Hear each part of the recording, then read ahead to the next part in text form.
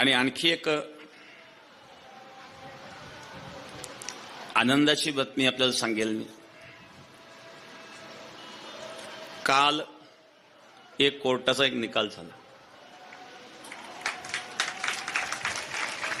याचा आता बातम्या पाहिल्या तुम्ही, टाळ्या वाजवल्या म्हणजे.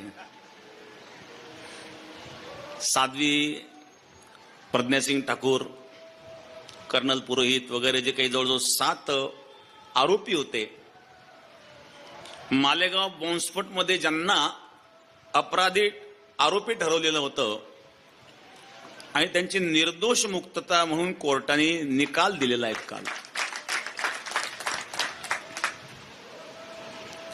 कारण कुठल्याही प्रकारचा आरोप हा सिद्ध करता आला नाही. ज्या वेळेला साध्वी प्रज्ञासिंग ठाकूर यांच्यावर आरोप केले होते की प्रज्ञासिंग ठाकूर यांची गाडी त्या ठिकाणी वापरल्या गेली, त्या गाडीच्या संशोधनामध्ये हे लक्षात आलं की त्या गाडीचा चेसी नंबर सुद्धा क्लिअर नव्हता आणि ती गाडी सुद्धा सिद्ध झाली, हीच ती गाडी, ही सिद्ध झालं नाही. आणि या गाडीद्वारे स्फोटक पदार्थ आणले गेले हेही सिद्ध करता आलं नाही. आणि कर्नल पुरोहित हे त्यात सहभागी होते हेही सिद्ध करता आलं नाही. पण दुर्दैव आहे की न्याय मिळण्याकरता 17 वर्ष लागले, हे मोठं दुर्दैव आहे. इतके दिवस लागायला नको होते.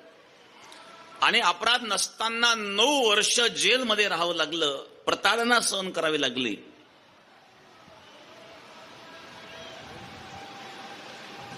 एक साध्वी आहे, ज्या साध्वींनी संसाराचा, जीवनाचा, सर्वस्वाचा त्याग करून भगवंताला समर्पित केलेली एक माता, एक स्त्री, एवढी मोठी हिंमत जिने केली, त्या स्त्रीला अशा पद्धतीने प्रताडणा करणं हे एक दुर्दैव आहे.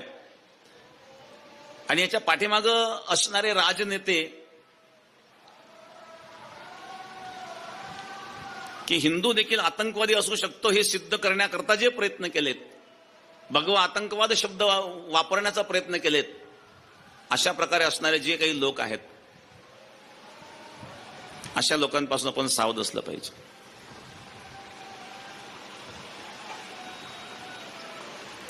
सनातन हिंदू धर्म हा अहिंसा शिकवणारा धर्म आहे, प्रेम शिकवणारा धर्म आहे. अन्याय करा असं कधीच शिकवत नाही, पण अन्याय सहन करा हेही शिकवत नाही.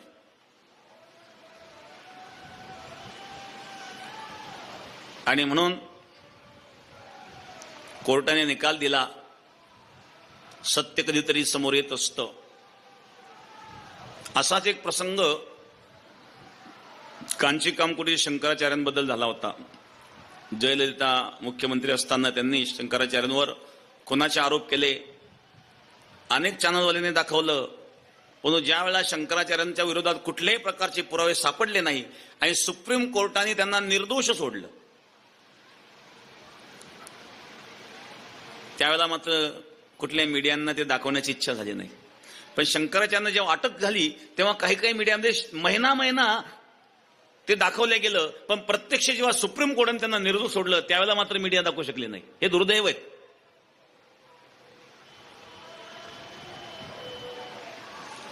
आणि म्हणून असे प्रसंग घडू नये.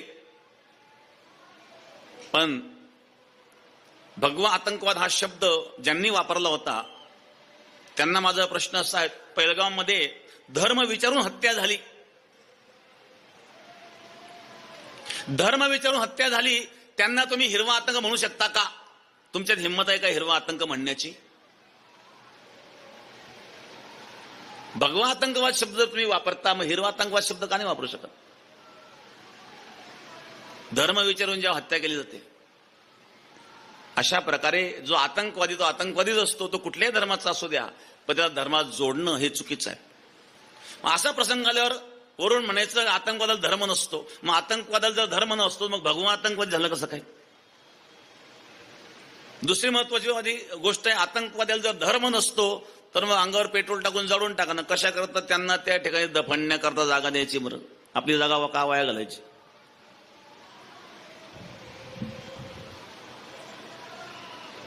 म्हणून धर्माबद्दल संस्कृतीबद्दल सावध असावं.